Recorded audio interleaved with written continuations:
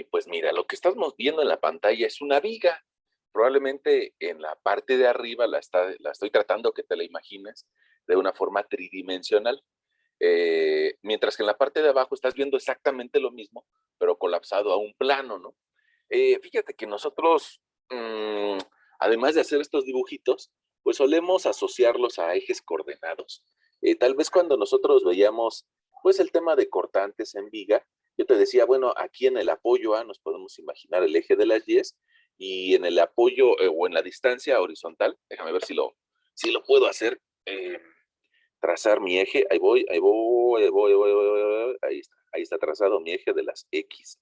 Así usualmente calculamos nuestros cortantes y momentos para vigas.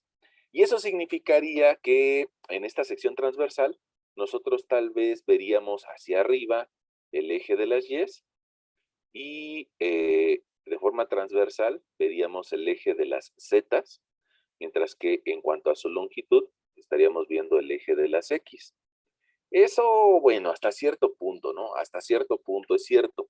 ¿Por qué? Pues porque los ejes si en alguna ocasión nos conviene colocarlos así, pues los vamos a colocar así. Pero si en otra ocasión no nos conviene, bueno, pues buscaríamos la forma de cambiarlos. Mira, ese sistema de ejes coordenados que ahorita te mostré sería Z, Z y X, ¿no? Pero en alguna otra ocasión probablemente nos convenga más utilizar un sistema que esté orientado de la forma Y contra X contra Z. Y eso pues, va a depender de para qué estamos haciendo nuestro problema.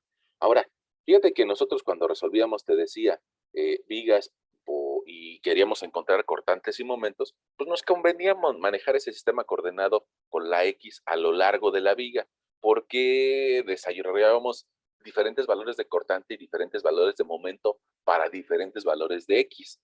Ahora, fíjate que el tema de hoy probablemente nos convenga no hacerlo así. Probablemente nos convenga, déjame a ver si te puedo iluminar esta cara. La quiero iluminar en especial de color naranja, que quisiera hacer algunos cálculos con esa cara. Entonces, mira, esa cara transversal se llama así, sección transversal. Le voy a poner su nombre también con naranja. Le voy a decir a nuestro lector que esta es nuestra sección transversal.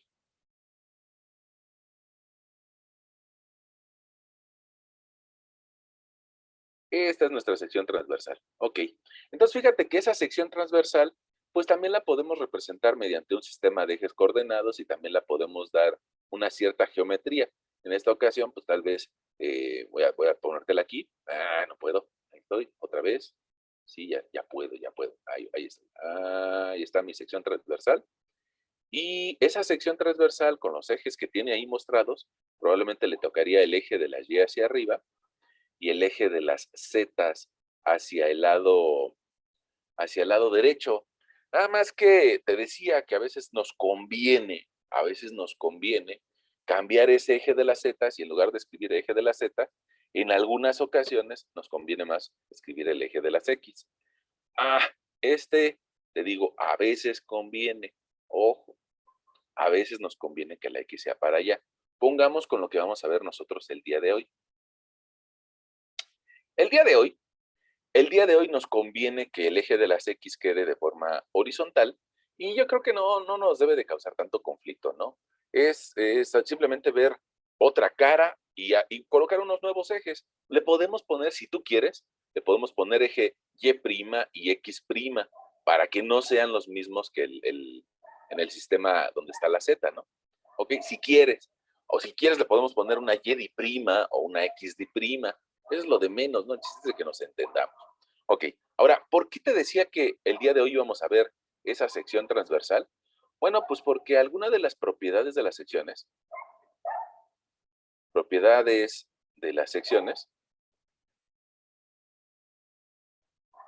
pues algunas de ellas tú ya las conoces desde la primaria, ¿no? Podría ser que tiene un área, que tiene un perímetro, o pues tal vez algo que tal vez vimos nosotros en las sesiones anteriores, que tiene un centroide, esa área. Pero el día de hoy me gustaría platicar con ustedes otro tema que se llama momento de inercia.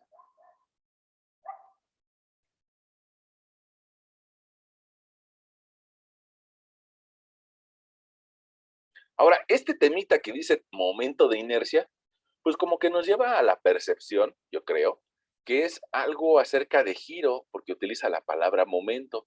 Y esto de la inercia nos habla acerca de una cierta de capacidad de sostener el giro o de estar en contra del giro. Eso es lo que significa en términos prácticos el momento de inercia.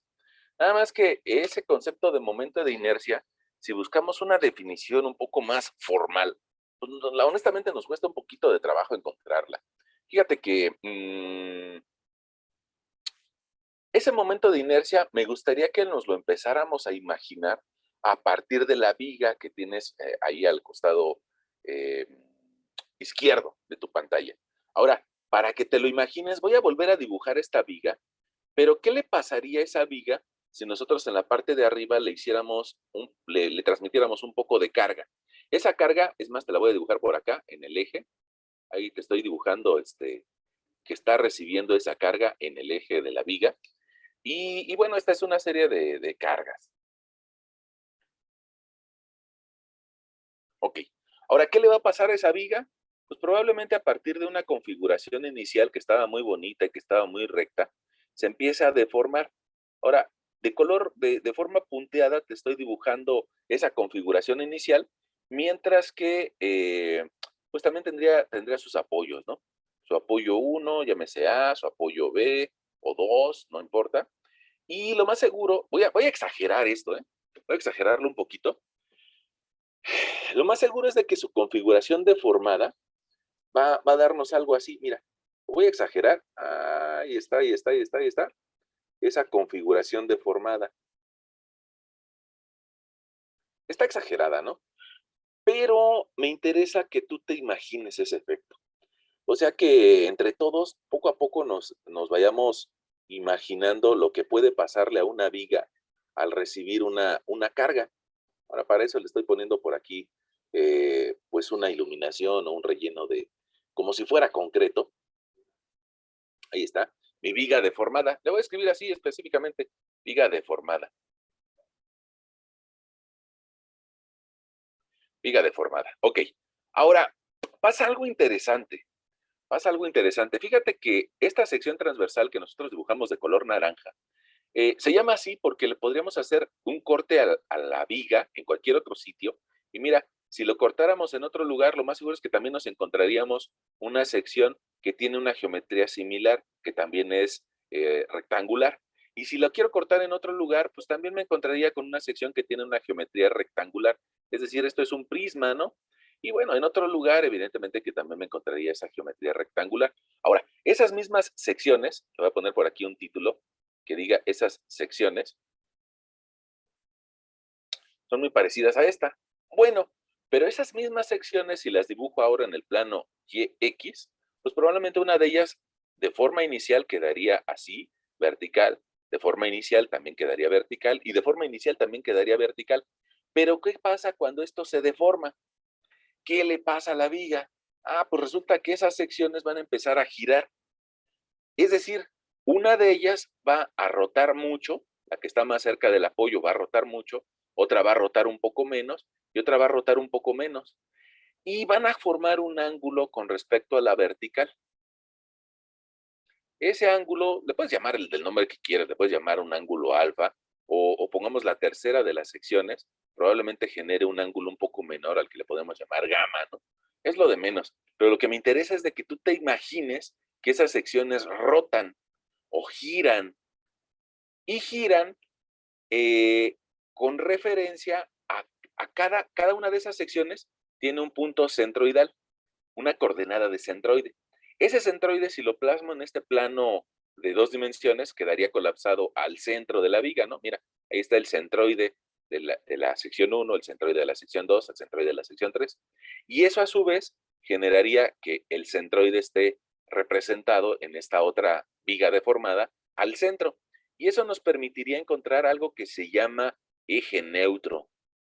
Este eje neutro Se llama así, más adelante te platico con mayor detalle, se llama así porque digamos que abajo de ese eje neutro, si yo me le quedo viendo a un elemento diferencial de ahí, lo más seguro es de que ese elemento diferencial va a estar sometido a dos fuerzas que intentan jalarlo o tensionarlo.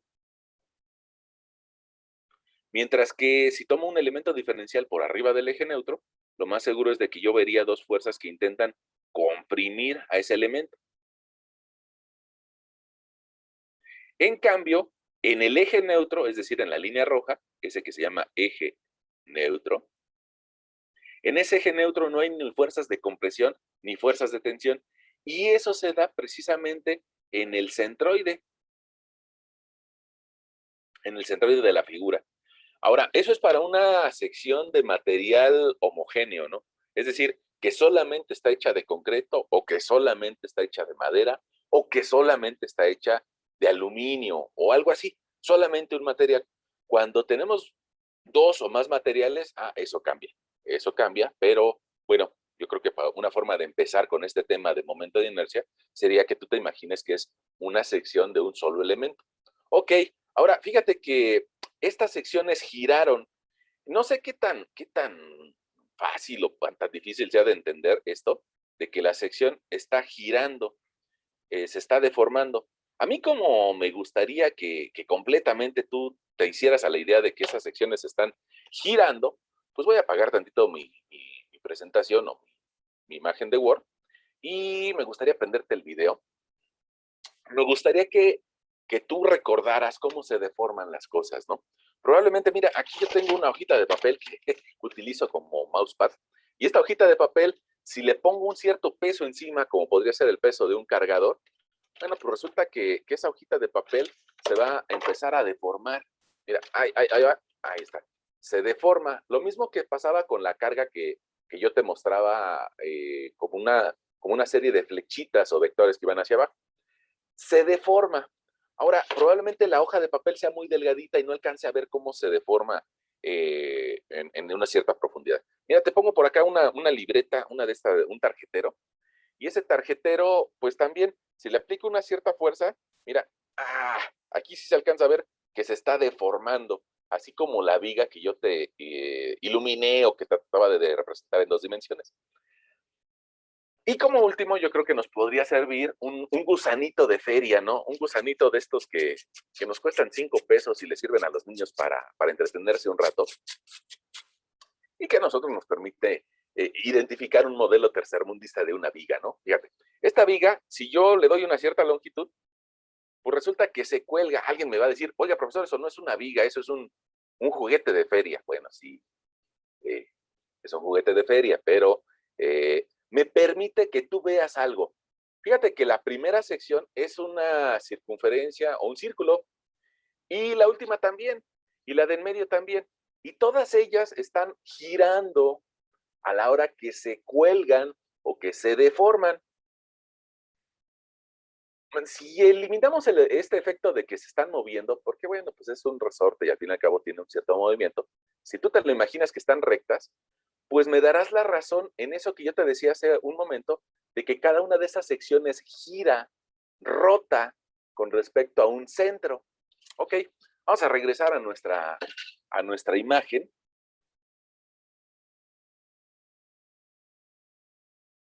Regresemos a nuestra imagen. Y mira, yo lo que ahorita me gustaba o que intentaba que tuvieras, es de que ese resorte tiene una sección que va girando o que va rotando, de la misma forma como te dibujé estas secciones, que estaban rotando. Bueno, pues entonces ahora sí que ya estamos viendo lo mismo, o que ya nos estamos imaginando lo mismo, pues yo inclusive te podría iluminar más secciones de color naranja dentro de la viga. Esas más secciones originalmente estaban verticales dentro de la viga, y a medida de que se deforma, pues terminaron también por inclinarse, ¿no? Y ahora resulta que están inclinadas y que algunas de ellas tienen un ángulo de inclinación con respecto a la vertical. Más adelante, tal vez dentro de un par de semanas, vamos a identificar cómo calcular el ángulo que forma con la horizontal y con la vertical. Pero, mientras tanto, una pregunta. ¿Sí nos estamos entendiendo de que esa sección gira o que esa sección rota?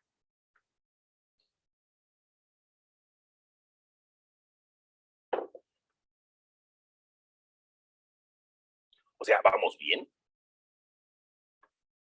Sí, profe. Sí, profe, todo bien.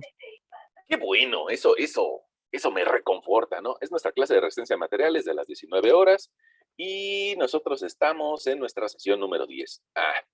Resistencia a materiales, 19 horas, sesión número 10. Bueno, ahí va.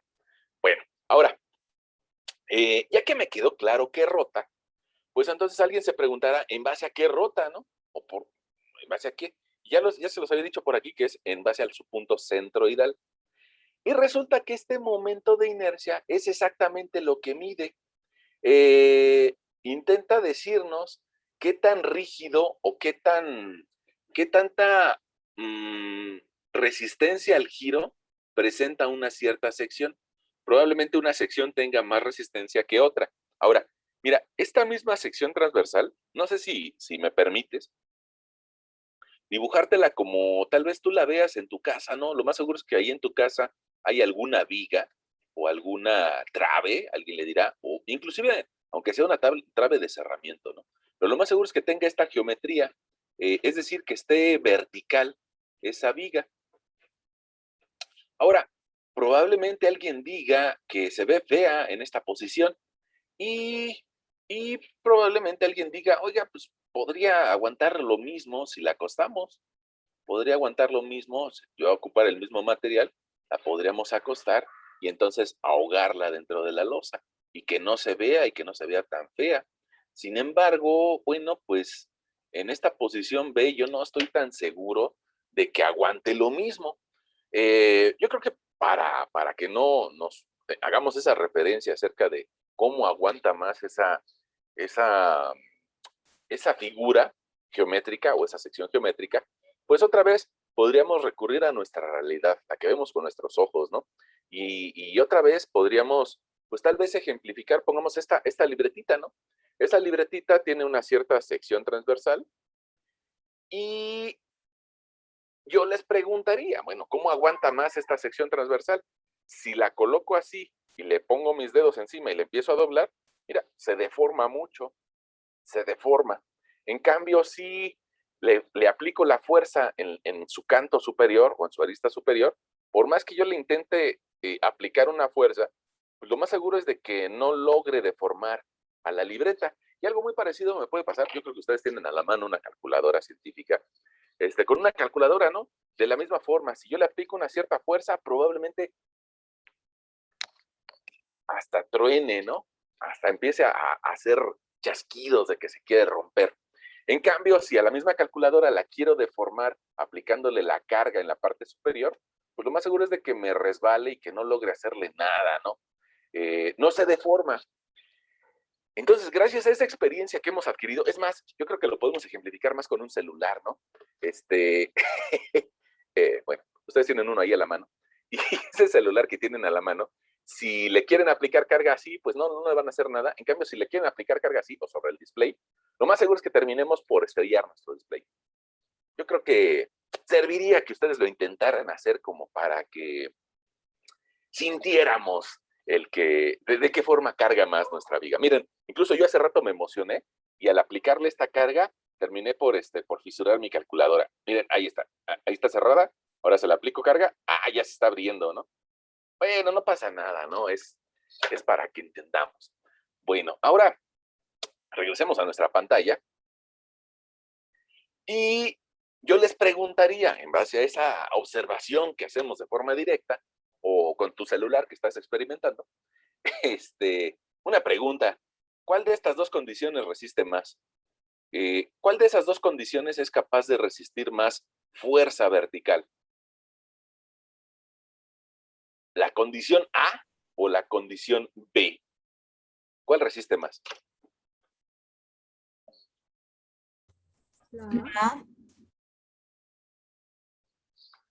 La La condición A, me parece que dos personas dijeron que la condición A, y yo creo que están en lo cierto, ¿no? Es parte de lo que nosotros hemos observado. Probablemente en alguna ocasión tú ya te sentaste encima de un celular y ya lograste estrellar su carátula o su display.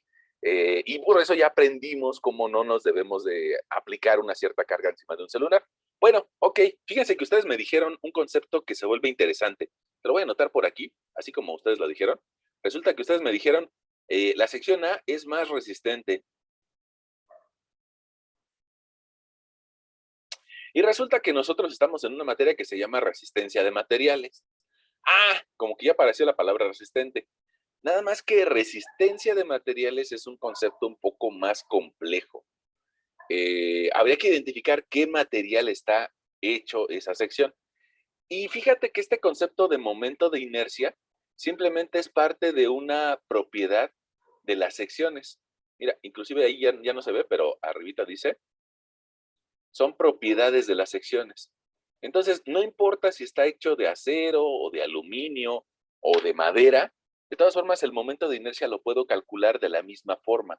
Es decir, todavía no me meto al tema de resistencia de materiales y por eso voy a borrar resistencia de materiales y voy a borrar la palabra resistente, porque resistente puede significar muchas cosas, ¿no?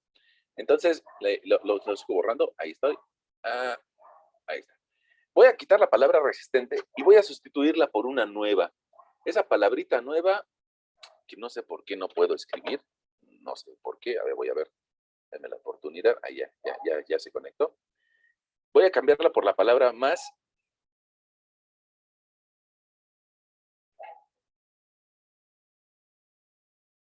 Por la serie de palabras que tiene mayor inercia.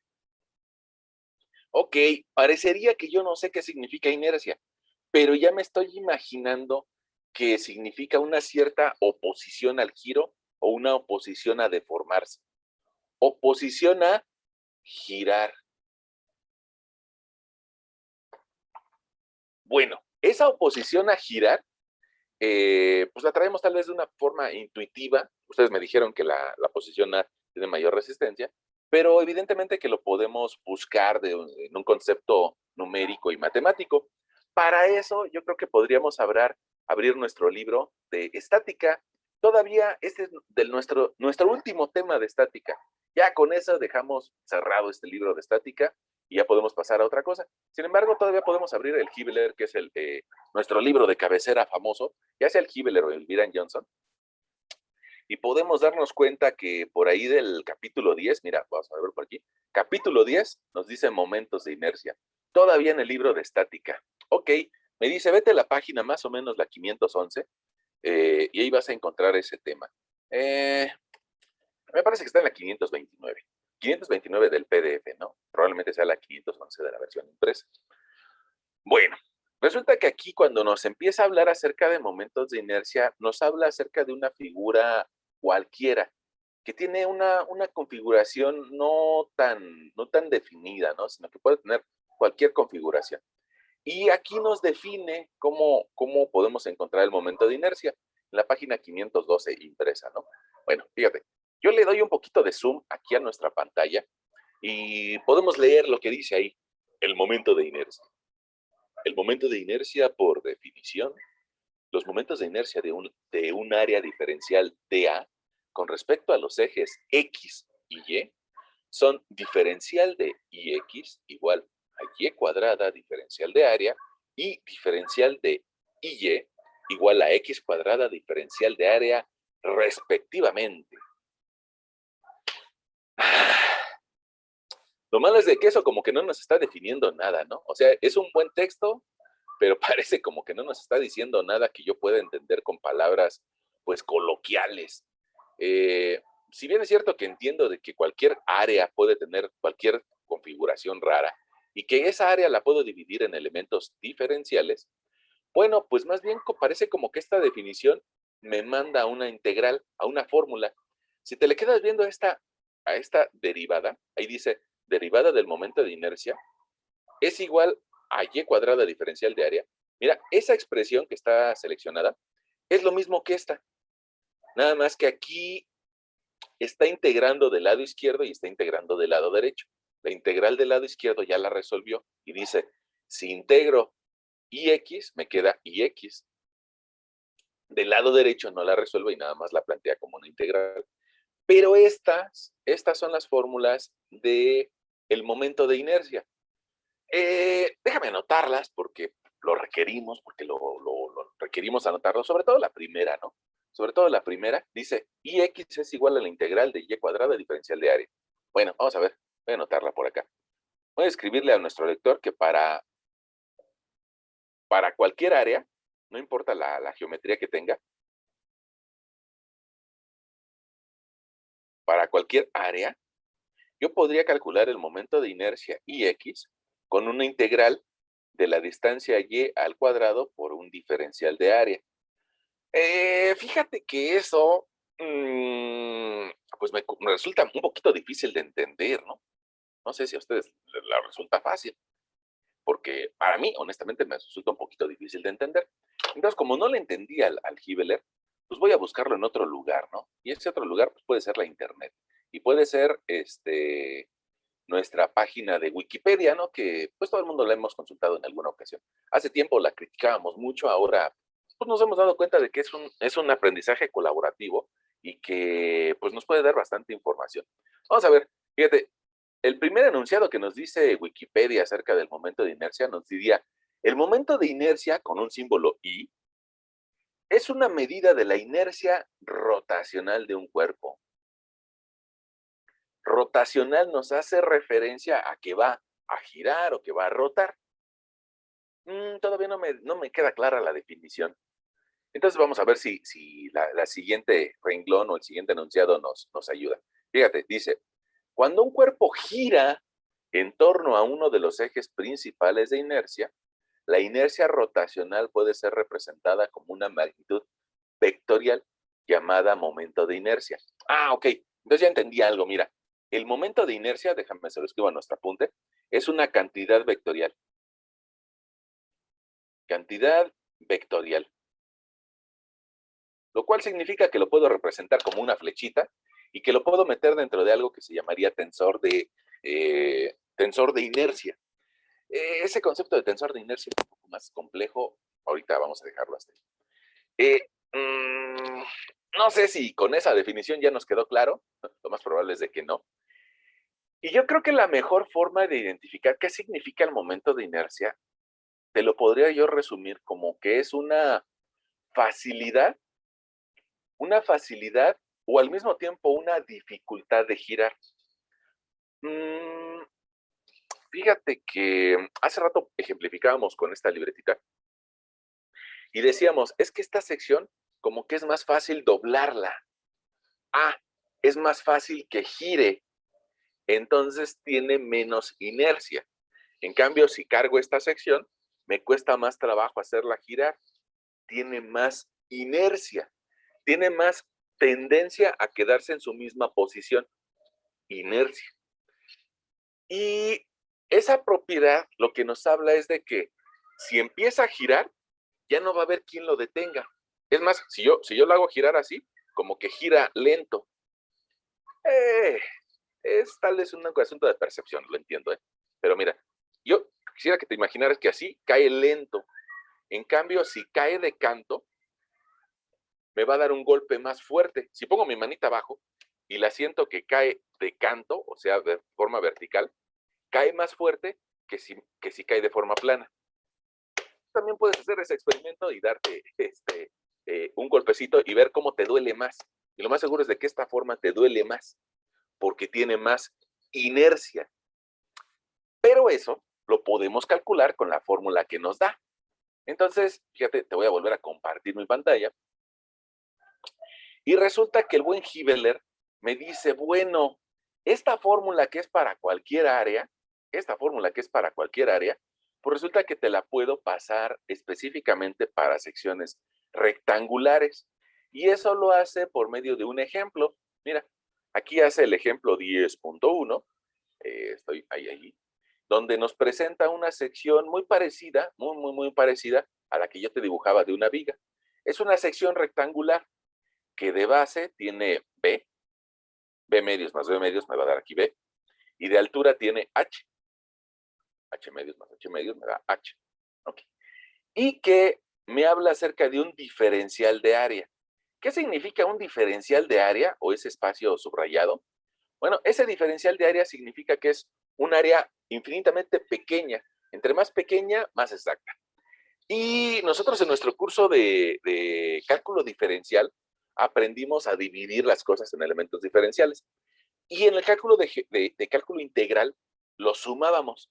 Bueno, pues resulta que si nosotros le aplicamos la integral a la fórmula general para cualquier tipo de área, pues a través de resolver estas integrales desde menos h medios hasta h medios, sumamos un montón de elementos diferenciales a diferentes alturas. Bueno, pues vamos a encontrar el área y el momento de inercia de esta sección. Y el resultado que aquí nos presenta el profesor Hibeler, pues es una fórmula. Es una fórmula que puedo aplicar para diferentes tipos de secciones rectangulares como la que tienes ahí en la pantalla.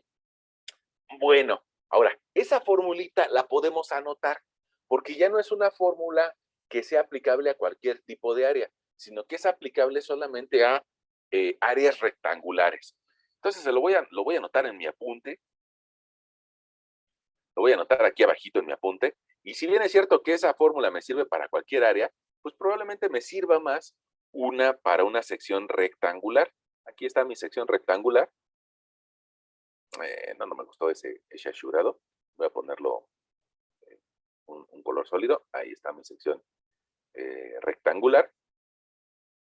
Y me diría el señor Hibeler, si tú tienes una sección rectangular y quieres conocer cuál es el valor de la inercia respecto a un eje X, entonces escribe BH cúbica entre 12. Mira, esta formulita, voy a cambiar de pantalla. Esta formulita es la misma que nos presenta en el ejemplo aquí. Mira, ahí está, ahí la acabo de seleccionar. Dice, un doceavo de BH cúbica. Es lo mismo, ¿no? BH cúbica entre 12. Ojo, nos está diciendo que es el eje, es el momento de inercia con respecto a un eje X'. Esta X' está en el centroide. Por eso era necesario hablar de centroides antes de meternos a este tema. ¿Ya sabemos calcular centroides? Ah, bueno. Entonces, a partir de las coordenadas del centroide, podemos calcular el momento de inercia con esta expresión. Pero eso solamente sobre el eje de las X. Ahora, ¿eso qué significa que sea sobre el eje de las X? Ah, pues resulta que eso es la capacidad, ya sea grande o pequeña, que tiene esta sección de girar respecto a este eje de las X. Rotar sobre ese mismo eje. No moverse, ¿no? Sino simplemente rotar sobre el eje. Ahora, mira, vamos a ver nuestra misma viga con la que empezamos a platicar y ahora imagínate que cada una de estas secciones gira sobre su eje longitudinal. Mira, voy a permitirme aislar una de estas secciones. Para eso yo creo que la voy a dibujar aquí. Mira, aquí te dibujo la sección en forma tridimensional y cómo puede rotar sobre su eje horizontal. Es decir, ahí está, rotando o rotando. Si hace ese efecto de rotar o de irse hacia atrás en la parte de arriba, irse hacia adelante en la parte de abajo, te va a dar el efecto que vemos aquí con estas secciones. La parte de arriba se mete, mientras que la parte de abajo sale. Y la sección está rotando, así como te lo dibujaba aquí en verde. Esa capacidad, ya sea pequeña o grande para rotar, aquí Hibeler nos está dando una fórmula y no es el único autor, ¿no? Es simplemente Hibeler es un libro de texto que nos puede servir. Ahí tenemos una fórmula, pero es sobre el eje de las X. Ahora, alguien dirá, oiga, ¿y puede rotar con respecto al eje vertical? Mira, regresemos tantito a nuestra pantalla de Wikipedia y probablemente aquí del lado derecho de la pantalla, estás viendo a una bailarina. La verdad, honestamente, no sé qué tan rápido esté girando esa bailarina en tu pantalla, pero también tú podrías abrir esta misma página de momento de inercia de Wikipedia. Y yo creo que la vas a ver más en directo. Mira, esta bailarina está de forma continua abriendo y cerrando sus brazos y su pierna. Abriendo y cerrando sus brazos y su pierna. ¿Por qué? Bueno, pues probablemente alguien de ustedes que haya estudiado ballet cuando era niño o cuando era pues más adolescente, probablemente, no sé por qué honestamente, la gran mayoría de las personas que empiezan a estudiar ballet pues tal vez a los 20 años ya lo dejaron, tal vez porque dejaron de ser niños, ¿no? Eh, hay cosas que hacemos como niños y que después ya nos da pena hacer. Eso hay que tratar de evitarlo, ¿no? Pero bueno, regresemos. Fíjense, esta persona está abriendo sus brazos y sus piernas para aumentar la velocidad. Dice por aquí el texto, una bailarina tendrá más momento de inercia si extiende sus brazos, gira y otra condición, en cambio, gira más rápido si los contrae. Ahora, las bailarinas y los bailarines hacen esa acción de estirar sus brazos o recogerlos en medida de saber qué es lo que quieren. ¿Quieren un giro con mayor potencia? Ah, entonces abren sus brazos. ¿Quieren un giro más rápido? Cierran sus brazos. Y gracias a eso pueden controlar la velocidad del giro y hacer que se vea artísticamente atractivo. Bueno, ahora, ¿eso qué tiene que ver con nuestra clase? Pues que esta persona está girando con respecto a un eje vertical, un eje de las Y's o de las Z's, el que tú quieras ubicar, hacia arriba. Ah, bueno, pues entonces resulta que Hibbeler también nos hace referencia de cuánto mide el momento de inercia, pero ahora con respecto a un eje Y'. Y para eso, pues nada más hay que avanzar un poquito más sobre nuestro texto. Y nos dice, mira, de forma pues análoga, te puedo dar el valor sobre el eje de las Y'. Y te darás cuenta de que es una fórmula muy parecida. Vamos a ver si me permite moverme. Mira, no. Déjame hacerle un poquito de zoom. Mira, esta fórmula sobre el eje de las Y se parece mucho a la fórmula sobre el eje de las X. Mucho. Se parece mucho nada más que una tiene BH cúbica entre 12, mientras que la otra tiene HP cúbica entre 12. Entonces, el término que va al cubo es el que cambia. Como es importante, también lo voy a llevar a mi apunte. Y tal vez te voy a dibujar otra vuelta, una sección transversal, con el mismo colorcito verde. Nada más que esta sección... control Z. Nada más que esta sección vamos a considerar que gira con respecto a otro eje. Y entonces por eso le voy a cambiar el colorcito que utilizamos de referencia. Voy a ponerle un negro. Le voy a decir que con respecto al eje Y, si esta sección intentara girar, así como la bailarina, sobre su eje vertical, pues entonces su medida de inercia estaría dada por la expresión Y igual a H por B al cubo entre 12. Estás dando cuenta de que cambia un poquito esa expresión.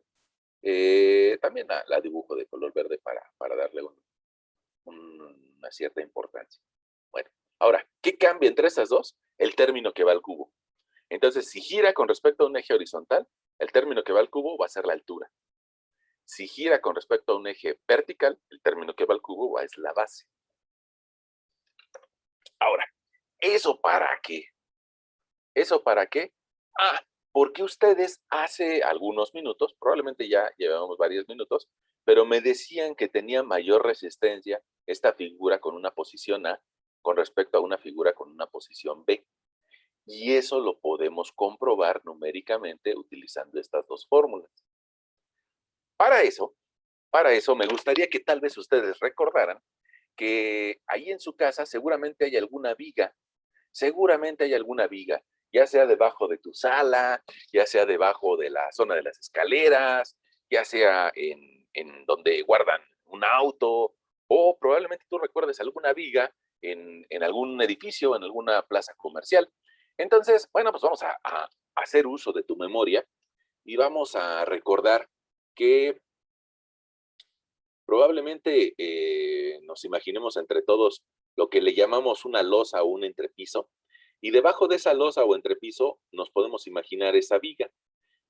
Quisiera ambientarla un poco, entonces para eso le voy a poner un humano feliz por acá, un humano feliz y otro humano feliz. Son felices porque están vivos, ¿no? Es lo más importante. Ya ya cuando uno falleció, pues ya no puede estar feliz. O quién sabe, ¿no? No sabemos. Hay que preguntarle a alguien que ya haya fallecido. Pero no creo que nos conteste. Entonces, yo creo que mejor consideramos que los humanos vivos son los que están felices. Bueno, ahí están dos humanos felices y por acá abajo pues, nos podemos imaginar pues otro entrepiso, ¿no? Por acá hay otro par de humanos felices. Ya ven que requerimos de tener una comunidad para sentirnos bien. Eh, Tal vez ustedes todavía estén en la adolescencia y digan que odian a los demás y cosas así, pero algún día te vas a dar cuenta de que, como diría Aristóteles, sin amigos no podemos alcanzar la felicidad por medio de la eudaimonía. Bueno, perdón, eso es otro tema. Bueno, ahora ya nos imaginamos estos humanos felices. No sé si ustedes me pudieran ayudar en decirme como cuánto miden esas vigas, como cuánto mide de base esa viga que pues tal vez alguien dirá, uno de tus amigos seguramente dirá, oye, esa viga se ve re fea, ¿no? Hace que nuestro espacio se vea feo. Pero no sé si ustedes me pudieran decir como cuánto mide esa viga, una que ustedes recuerden.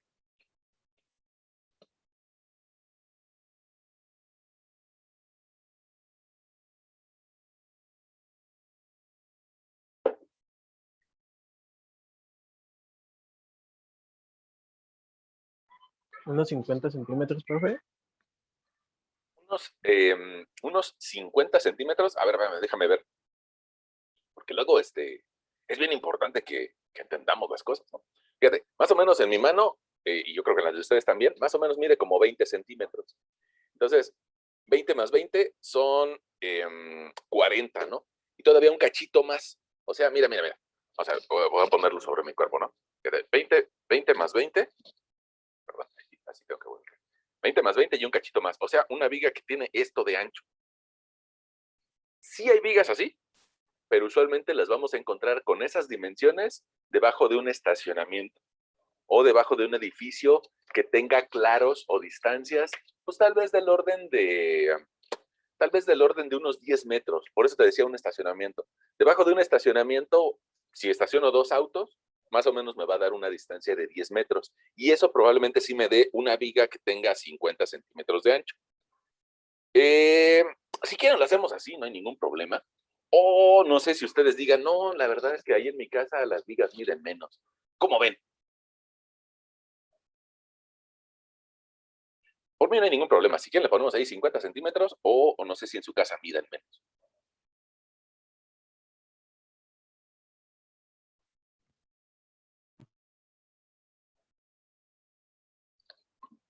Bueno, creo que sí quieren considerar una viga de estacionamiento, ¿no? En un estacionamiento. Ok, en un estacionamiento, entonces vamos a quitar estos humanos felices porque los pueden atropellar. Entonces mejor vamos a poner por acá un par de autos, ¿no? Tal vez ahí estará un auto con una persona por acá. Está contaminando, pero bueno, es feliz, ¿no? Aunque esté contaminando, es feliz. Bueno, ahí está un auto. Ahí tenemos una viga que tiene de base 50 centímetros.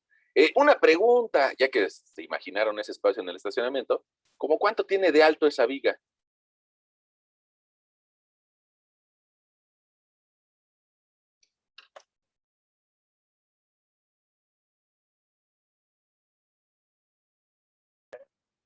Unos 70, 80 centímetros, profe.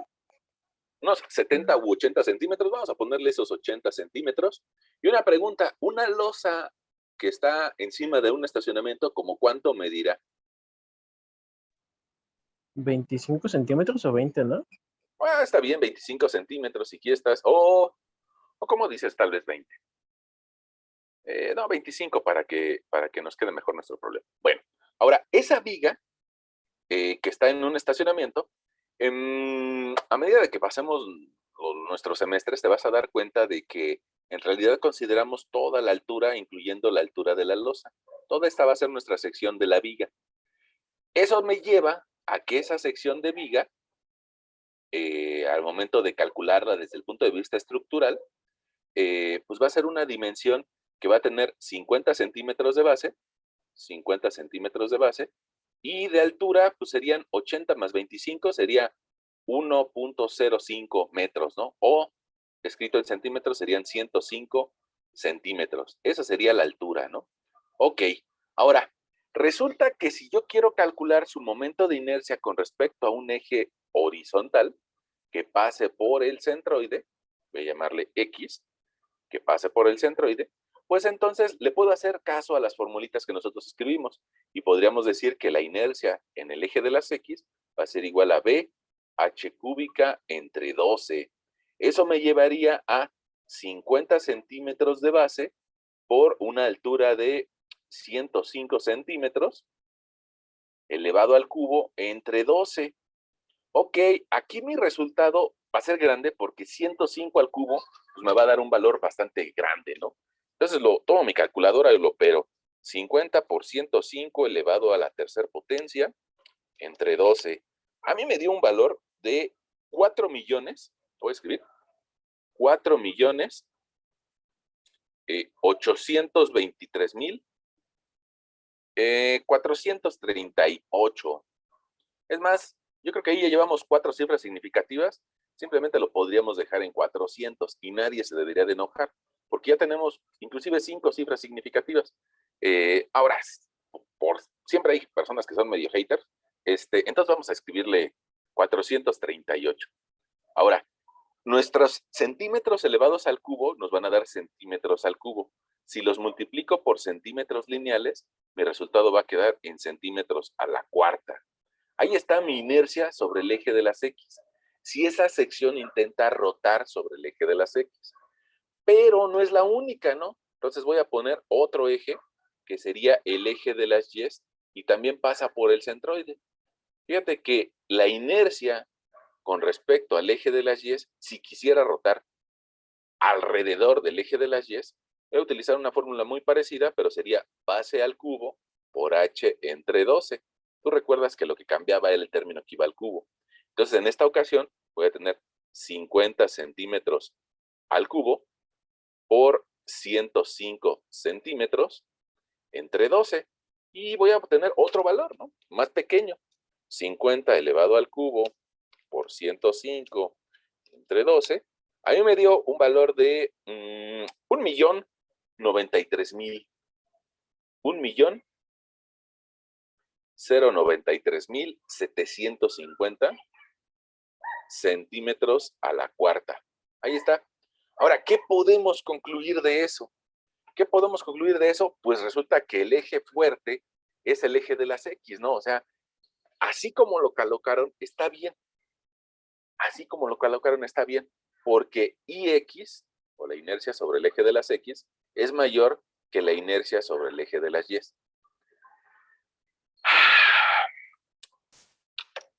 Aquí quisiera hacer una pausa y quisiera preguntarles, oigan, ¿sí le están entendiendo?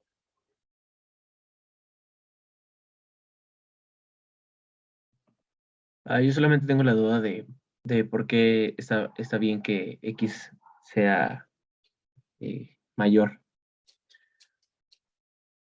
Bueno, o sea, ahí lo que nos está diciendo es, tiene mayor dificultad para girar con respecto al eje de las X. En cambio, sobre el eje de las Y es más fácil que gire. Pero, ¿cómo va a recibir las cargas esa viga? Las va a recibir, déjame te la pongo en color naranja, esas cargas. ¿Cómo va a recibir las cargas esa viga? ¿Las va a recibir de arriba hacia abajo o las va a recibir de forma lateral? Lo más lógico es de que las reciba de arriba hacia abajo. Y entonces cuando intente girar en ese sistema tridimensional, mira, la vuelvo a dibujar aquí la viga,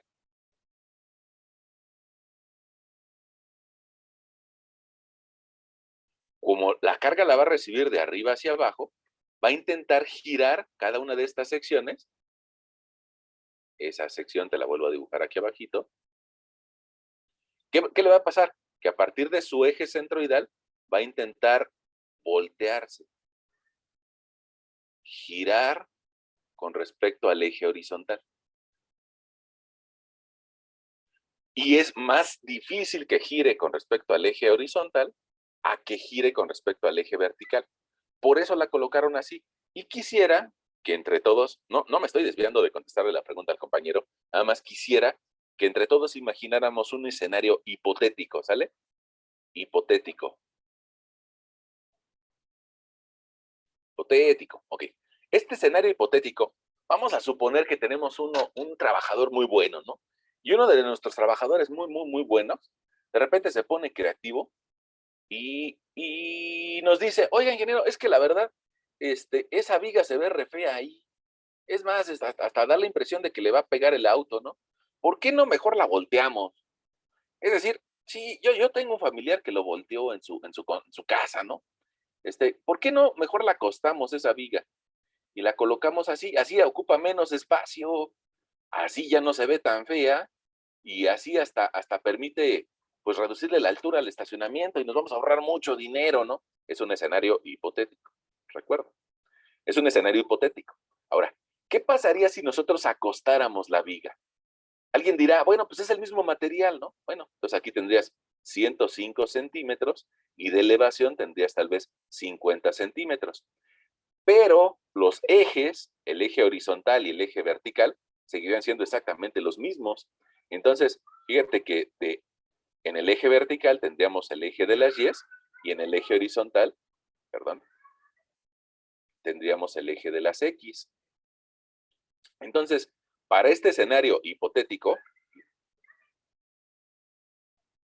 resulta que nuestra inercia sobre el eje de las X, ahora la calcularíamos como BH cúbica entre 12. Es decir, la misma fórmula, mira, esta de acá, es la misma fórmula. Nada más que la base mediría 105 centímetros, la altura mediría 50 centímetros, la elevaría al cubo y la dividiría entre 12. ¿Cuál va a ser la diferencia con este valor? Bueno, pues que esta expresión me va a dar de resultado 1.000.000.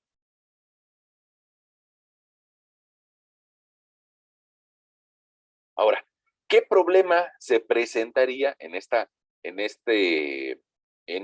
hipotético caso de que decidiéramos construir la viga acostada? Pues que bajaría su rigidez al giro. Fíjate que acá arriba estábamos encontrando 4 millones y al momento de que nosotros la acostamos, nada más vamos a tener 1.000.000. Y me parece que es parte de la respuesta que buscaba nuestro compañero. Perdón, ahí aparecieron unas noticias.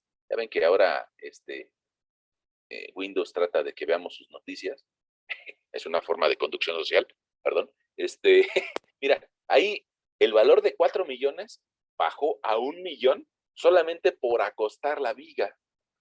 Y esa es una buena razón, creo yo, para no hacerlo. Resulta que su resistencia prácticamente está bajando a una cuarta o casi una quinta parte de su valor original. Y creo que es la misma pregunta que nos hacía el compañero. ¿Cómo ves, compañero? No sé si te la contesté o te confundí más.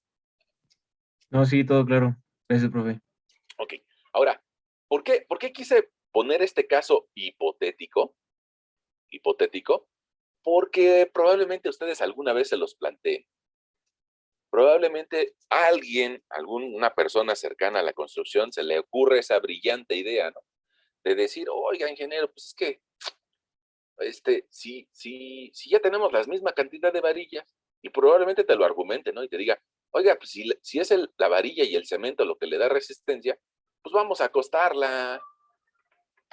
Y probablemente tengamos esa tentación de querer acostar la viga. Sería un error. Sería un error. Ya lo estás viendo ahí que de forma numérica estás encontrando el por qué sería un error. Y esperemos que ustedes nunca lo hagan, ¿no? Nunca acuesten una viga. Aunque se vea fea, preferimos que se vea fea, pero que aguante más a que perdamos una gran parte de su resistencia. Es más, se ve tan mal ese asunto de voltearla que vamos a borrarla de nuestro apunte. No, no, no, como que, es más, alguien podría confundirse y decir, la voltearon, se puede voltear. No, no es cierto, no se puede. No. Bueno, ahora, ahí tenemos el ejemplo de una viga de un estacionamiento en una plaza comercial. Yo les pediría que ustedes ahora que vayan a un estacionamiento de una plaza comercial, se le queden viendo a las vigas. Y es más, si pueden, lleven su escalímetro o su metro y pónganse a medirlas. Fíjense que en alguna época me tocó a mí asistir a un curso de creación literaria, es decir, personas que escriben novelas o cuentos, Y nos decían algo bien importante, nos decían, alguien antes de aprender a ser un buen escritor, tiene que ser un buen lector. Y acá es una historia similar. Si ustedes algún día quieren construir eso, pues por lo menos tenemos que aprender a verlo, lo que otras personas ya hicieron. Entonces, ahora que vayan ustedes a un estacionamiento, quédensele viendo con ojos críticos a ver cuánto mide la viga, ¿no? Y lo mismo, si ustedes están ahorita en su casa, si ustedes ahorita están en su casa, yo creo que están en su casa, no sé si probablemente estén en un café internet, pero si están en su casa, quédensele viendo a ver cuánto mide la viga en su casa. Y lo más seguro es de que van a ver aquí una dimensión como del orden de 15 centímetros o 20 centímetros. Y probablemente un saliente de la losa, pues tal vez del orden de otros 20 centímetros. Pero bueno, échenle un ojito, ¿no? A su casa para ver qué dimensiones tiene. Bueno, ahora, fíjense que no todas las vigas son tan sencillas como esta. No todas las vigas son tan sencillas como esta. E incluso, pues el buen Hibeler, cuando nos plantea el tema de momento de inercia, casi casi como carátula del momento del capítulo, nos pone estas vigas de acero. Y precisamente nos pone esas vigas de acero porque es donde más se utiliza el concepto de momento de inercia. Mira, incluso unas páginas después, cuando nos empieza a hablar de momento de inercia, nos dice esta viga. Vamos a ver qué nos dice acerca de esa viga de acero. Yo creo que tú también la has visto. Y si no la has visto, ojalá y seas muy observador. Mira, dice, para predecir la resistencia y deflexión de esta viga, es necesario calcular el momento de inercia del área de su sección transversal. Ok, fíjense que nosotros en este curso de resistencia de materiales vamos a tratar de identificar la resistencia de la viga y también cuánto se deforma. Entonces, pues aquí nos está dando lo que tenemos que hacer, ¿no? Parte de nuestro curso. Nos dice, si tú quieres predecir cuánto resiste y cuánto se va a deformar, entonces necesitas calcular el momento de inercia de esta sección. Y la diferencia con respecto a la viga anterior es de que esta es una suma de tres cuerpos. Tenemos una parte superior, una parte central y una parte inferior. Bueno, para calcular esa viga, requerimos hacer uso de otro concepto que se llama el teorema de los ejes paralelos. El teorema de los ejes paralelos. Ese teorema, pues de la misma forma que nos lo expresó hace rato el libro, pues se resuelve a través de una serie de integrales. Sin embargo, bueno, pues después de esta serie de integrales podemos encontrar un par de fórmulas. Estas formulitas nos pueden ayudar a resolver nuestro problema.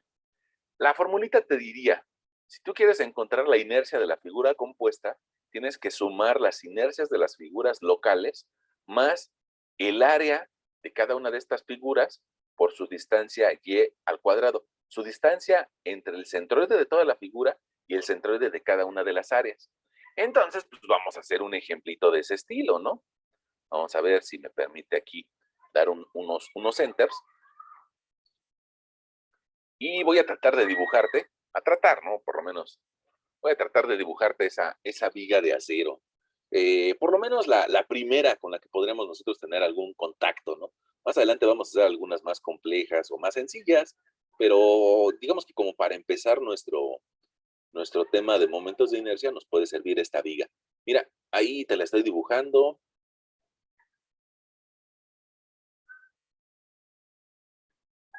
Una viga de acero. Ahorita le damos un poquito más de forma, ¿no? Bueno, ahora, mira, tú notarás, yo creo que sí lo puedes alcanzar a notar, que esa viga, incluso en la imagen que nos muestra Hibeler, la masa que está en la parte superior y la masa que está en la parte inferior son un poco más robustas que la parte central. Eso es algo que buscan explícitamente los fabricantes de acero. Lo buscan a propósito, ¿no? ¿Por qué? Porque así alejan la masa del centro y logran un mayor momento de inercia. Ok, ahí está mi viga. Mira, regreso a la imagen que nos presenta Hibeler. Tal vez está exagerada, ¿no? Pero mira, en la parte alta es de mayor espesor que el alma. o el centro de la viga, el núcleo. Igual de la parte inferior también es mucho mayor, espesa que el núcleo. Entonces, bueno, pues con eso nos podemos imaginar nuestro problema. Mira, vamos a imaginarnos una viga que tenga tal vez un peralte de 40 centímetros.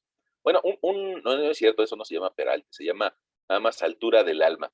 Para alguien que no sepa, le vamos a decir aquí a nuestro lector que la parte central de la viga se llama alma, mientras que la masa superior se llama patín superior. Y en la parte de abajo, pues tenemos lo que sería el patín inferior. Ahí están las tres partes de nuestra viga. Ahora, la altura del alma la voy a considerar en esta ocasión de 40 centímetros. Y tal vez te voy a pedir que consideres tú que cada uno de los patines tiene un espesor de 2.8 centímetros. Ahí está, 2.8 y 2.8. Ok, ahora vamos a considerar que nuestro patín tiene una base que mide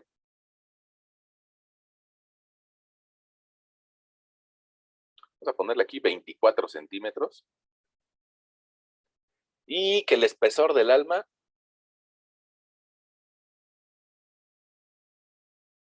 tiene un espesor de 2 centímetros, ¿no? Sí, de 2 centímetros. Ahí está. Ahí está nuestro problema planteado.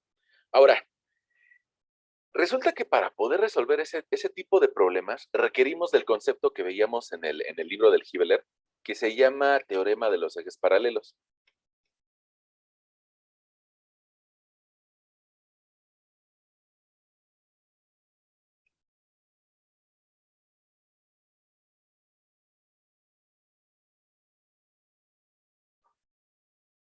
Ese teorema de los ejes paralelos es importante que nos acordamos del nombre, pero más importante es que nos acordemos de la fórmula, ¿no? El teorema de los ejes paralelos nos diría, si tú quieres encontrar, ya lo vimos por ahí, o por lo menos lo reconocimos en la pantalla del Gibeler, mira, es este teorema.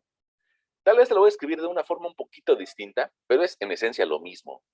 Lo único que le voy a agregar es un símbolo de sumatoria. Mira, si tú quieres calcular el momento de inercia de una figura compuesta, como es una figura compuesta, le agregué una doble X. Bueno, yo así identifico que es una figura compuesta.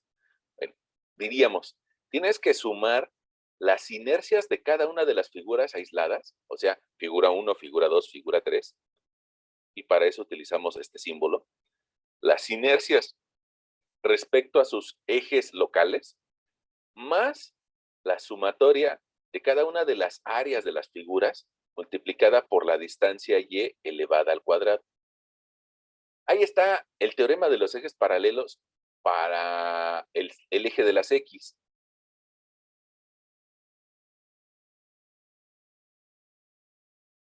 Bueno, y de forma análoga podríamos encontrar el teorema de los ejes paralelos para el eje de las Y.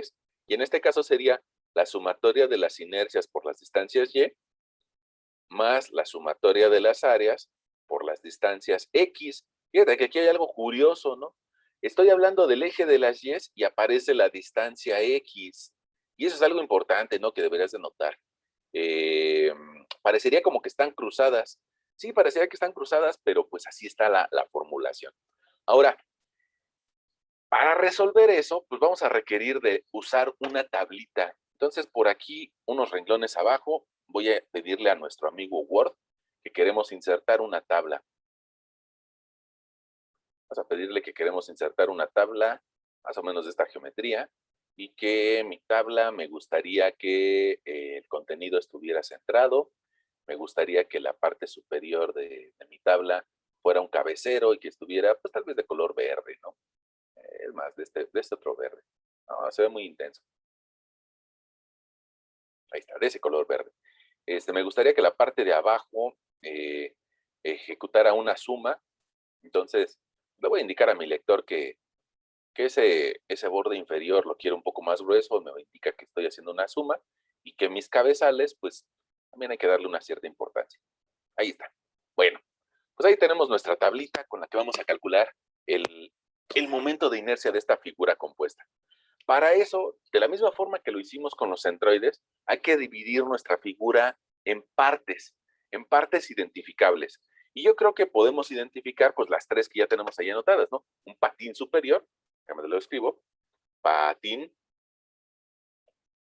superior. Tendríamos también un alma y un patín inferior.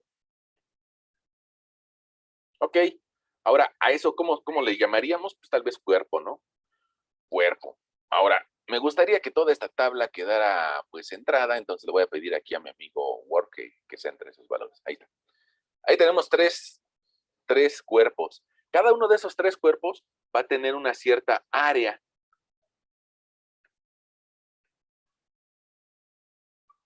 Y esa área pues va a estar expresada en centímetros cuadrados. Ahí está. ¿Por qué en centímetros cuadrados? Pues porque nuestras dimensiones también están en centímetros, ¿no? Fíjate que pongamos el patín superior. Si yo quisiera encontrar su área, sería una base de 24 centímetros de base por una altura de 2.8 centímetros. Eso me daría un área, creo que nos da a todos igual, de 67.20 centímetros cuadrados. Y esa sería la misma área del patín inferior, 67.20 centímetros cuadrados. Mientras que el alma tiene una base que mide 2 centímetros por 40 de alto. Es decir, que tendríamos un área de 80 centímetros cuadrados. Ahí está. Ahora, ese valor es necesario porque por aquí aparece el término área por distancia X, área por distancia Y. Ok, también requerimos una columna que nos indique el valor de las inercias. Voy a escribirle por aquí inercia con respecto al eje de las X. Tú recordarás que la inercia en general se mide en centímetros a la cuarta potencia, o también puede ser en metros a la cuarta potencia. Entonces le voy a escribir aquí que va a estar elevado el centímetro a la cuarta potencia. Necesito la inercia en X local y también necesito la inercia en Y local. Bueno, ahora, ¿qué formulita voy a utilizar para calcular esas inercias? Bueno, pues esas ya las sabíamos. Nada más que probablemente, como es la primera vez que las vemos, ya se nos olvidaron. Para eso, pues voy a mover un poquito estos letreros del teorema de los ejes paralelos. Lo voy a mover un poquito hacia la izquierda. Y por aquí podemos volver a escribir, tal vez con otro color, eso sí, para figuras rectangulares, ¿no? Entonces, si yo tengo un objeto que es rectangular, podría yo calcular su inercia en X si ocupo BH cúbica entre 12 y su inercia en Y si ocupo HB cúbica entre 12. Ok, ya, ahí me sirve de acordeón. Bueno, entonces si yo quiero calcular esas inercias, pongamos, para el patín superior, pues puedo ocupar esta formulita. En este caso, la base mide 24 centímetros. 24 centímetros de base por 2.80 de elevación. Pero el 2.80 va al cubo. Entonces, pues en mi calculadora le pongo que vaya así al cubo. 24 por 2.8 al cubo entre 12. A mí me dio un valor de 43.90. En cambio, para el alma, voy a tener una base de 2 centímetros por una elevación de 40 centímetros al cubo. Y ese resultado entre 12, a mí me dio un valor un poco grande, ¿no? Ese valor un poco grande es de 10.667 centímetros a la cuarta potencia. Es más, yo creo que podríamos ponerle 666.67. Bueno, ahora, el patín inferior también tiene una base que mide 24 centímetros por una altura al cubo de 2.80 entre 12 unidades. Y eso también nos vuelve a dar un 43.90. Si me le quedo viendo a las fórmulas, fíjate que me va a pedir la sumatoria de esas inercias en X.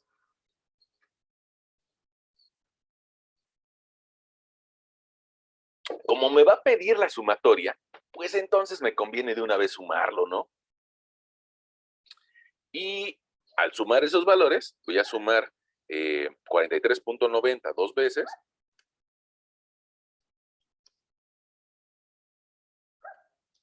más 10,666.67. Y eso nos va a dar un total o esa suma, de 10,754.47. Bueno, ahí está, ahí está. Vamos a dejarlo así.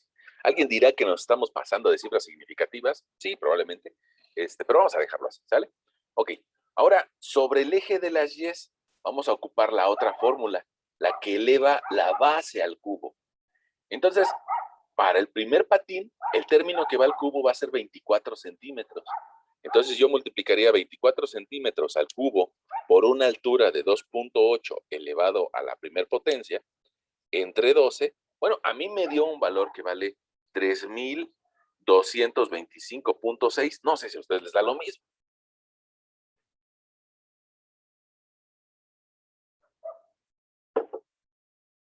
Yo espero que sí, ¿no? Ahora, con respecto al alma, resulta que el término que hay que elevar al cubo son los 2 centímetros. 2 centímetros al cubo por 40 centímetros entre 12, a mí me dio un valor de 26.67. Y el patín inferior, de la misma forma, hay que elevar el 24 al cubo por 2.8 entre 12. Y también me volvió a dar el valor de 3,200.6. Bueno, fíjate que también la fórmula de inercia con respecto al eje de las Y también me va a pedir esa sumatoria. Entonces, pues me conviene sumar esos valores, ¿no?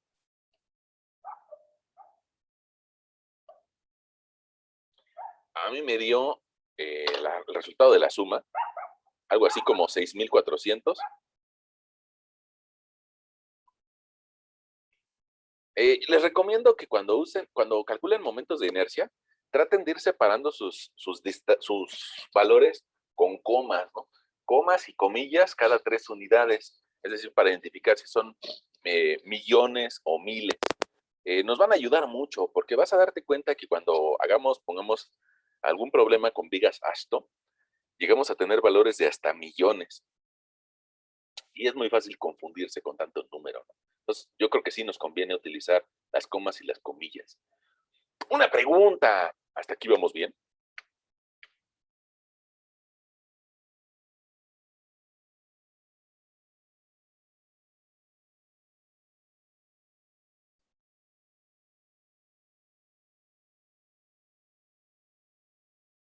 Sí, profesor, todo bien. Ok.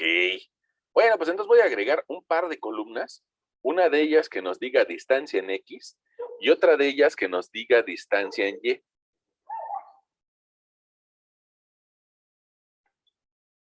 Distancia en Y. Ok. Ahora, ¿qué van a significar esas columnas? Pues van a significar la distancia que hay entre el centroide de toda la figura y el centroide de cada una de las figuras en particular.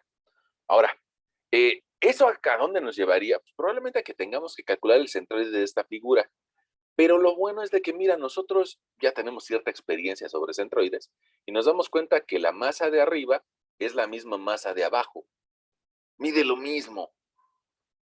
Es decir, que tiene una cierta simetría con respecto a la horizontal.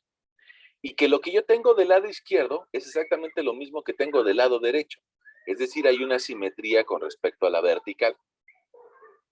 Entonces eso significa que tenemos una pieza simétrica. Y al tener una pieza simétrica, pues ya no fue necesario calcular el centroide, ¿no? Mira, voy a poner el centroide aquí en la parte media de la figura, sensiblemente media, y ahí puedo yo colocar mi eje de las X y mi eje de las Y centroidales. Ahí está. Ahora, ese es el de toda la figura, pero además me hace falta el centroide de la figura superior y el centroide de la figura inferior y el centro de la figura del alma, que coincide con el centro total. Ahora, ¿qué me está pidiendo en este par de columnas? Pues me está pidiendo la distancia que hay entre el centroide de toda la figura y el centro de cada una de las figuras particulares. Entonces, mira, si yo me doy cuenta qué distancia hay entre el centro de toda la figura y el centro del patín superior, probablemente me dé cuenta de que en el sentido de las X no hay nada, que esos dos centros están alineados. Entonces, en el sentido de las X, le voy a escribir 0. En cambio, en el sentido de las Y, voy a tener la mitad de esta altura, es decir, 20 centímetros, más la mitad del patín. La mitad de 2.8 me va a llevar a una distancia de 1.4. Si yo sumo 20 más 1.4, voy a llegar a una distancia en Y de 21.40.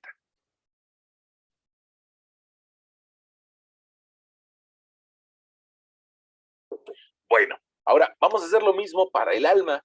Resulta que el centro de toda la figura y el centro del alma coinciden en el mismo punto. Quiere decir que la distancia X va a valer 0 y la distancia Y también va a valer 0. Simplemente lo escribimos, ¿no? 0 y 0. Ahora, con respecto al punto inferior, pues va a ser la misma historia que teníamos hace rato. 20 centímetros más 1.4 me va a dar un total de 21.4. Nada más que este es negativo, menos 21.40.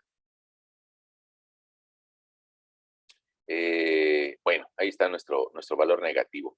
Con respecto a la distancia X, pues también están alineados, entonces va a ser un 0.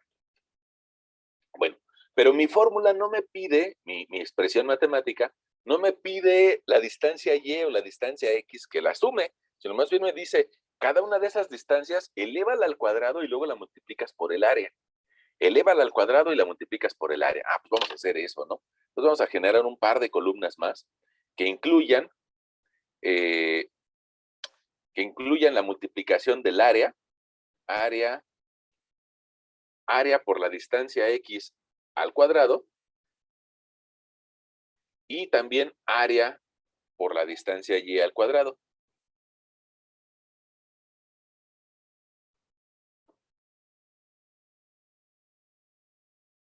Ahí está. Ahora, fíjate que si la distancia la elevas al cuadrado, te va a quedar centímetros al cuadrado. Y si la multiplicas por un área que también está en centímetros al cuadrado, pues entonces nuestro resultado va a quedar en centímetros a la cuarta potencia. Entonces lo voy a escribir por aquí, centímetros a la cuarta potencia, al 94.4. Bueno, ahí está. Y bueno, hacer operaciones, pues es lo de menos, ¿no? Multiplicar, pues lo puede hacer cualquier persona. Fíjate, voy a multiplicar esta área de 67.20 por 0 al cuadrado. Entonces, 67.20 por 0 y luego por 0, pues me va a dar 0.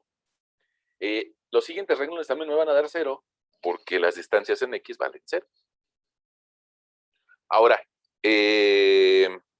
si veo esa columna que está utilizando la distancia Y, dame un segundito.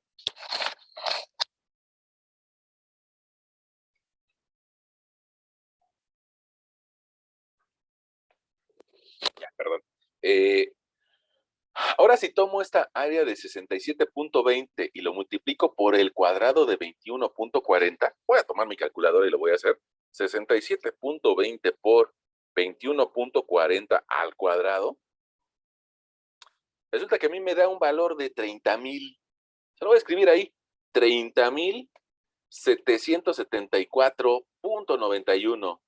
Tal vez estoy abusando de los decimales, pero bueno, en esta ocasión me estoy permitiendo hacerlo, ¿no? Bueno, ahora en el siguiente renglón, otra vez resulta que aparece una distancia 0, esta distancia 0. Entonces, pues mi multiplicación va a dar 0.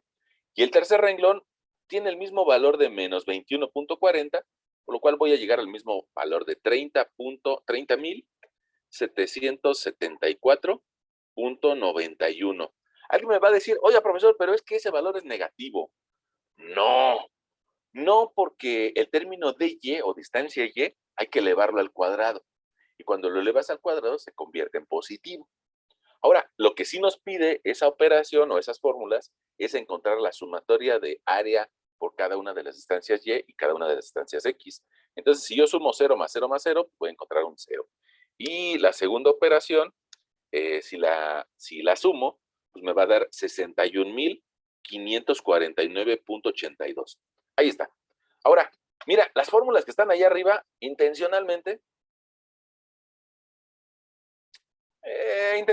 no quiero que las veas, porque me gustaría que te las aprendieras, ¿no? Hay que aprendérselas de memoria. Entonces, mira, las vuelvo a escribir por acá. Si quieres encontrar la inercia compuesta con respecto al eje de las X, tienes que sumar las inercias locales del eje de las X más la suma de cada una de las áreas por sus distancias y elevada al cuadrado. ¿Eso qué significa? Que tengo que sumar esta suma de inercias locales en X más la suma de las áreas por las distancias y al cuadrado. Y eso me va a llevar a tener una IXX igual a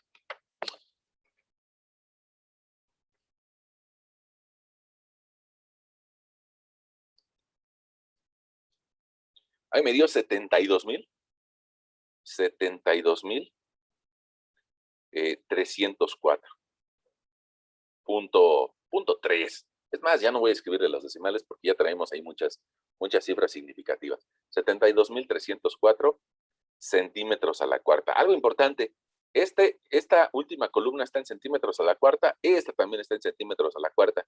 Si no estuvieran en centímetros a la cuarta, no las podría sumar, porque no puedo sumar manzanas con plátanos, ¿no? Tengo que sumar cosas similares. Entonces los dos están en centímetros a la cuarta. Bueno, ahora, de la misma forma, así como encontramos ese valor para las X, resulta que también podemos encontrar la inercia de la figura compuesta respecto al eje Y. Y aquí tendríamos que sumar las inercias locales con respecto al eje Y, más la sumatoria de las áreas por las distancias X, acuérdate que van invertidos, al cuadrado. Eso significa que tengo que sumar esta columna, la de la inercia local Y, más la de áreas por distancias X al cuadrado. Y eso está un poquito más sencillo, me va a dar una inercia en el eje de las Y igual a 6,477.9, ¿no? O simplemente 6,477 o 78, ¿no? Centímetros a la cuarta. Ok, ahí está nuestra inercia, ahí están nuestros valores de inercia para esta pieza metálica con forma de I. Evidentemente que te estás dando cuenta que es más duro con respecto al eje de las X. Así como hace rato nos preguntaba el compañero, ¿por qué estaba saliendo más duro con respecto al eje de las X? Bueno, así nos conviene, ¿no? Que salga más duro con respecto al eje de las X. Pero bueno, eso es lo que yo creo que ustedes están entendiendo. Probablemente yo sea el único que me estoy ilusionando con que le estamos entendiendo y probablemente yo estoy hablando de más, ¿no? ¿Cómo ven, compañeros? ¿Sí le estamos entendiendo? Bueno, creo que valdría la pena incluso de esta tablita aumentarle el tamaño, ¿no? A las letras. Ahí está. Bueno, una pregunta, compañeros. ¿Sí le estamos entendiendo o yo estoy abusando del uso de la palabra?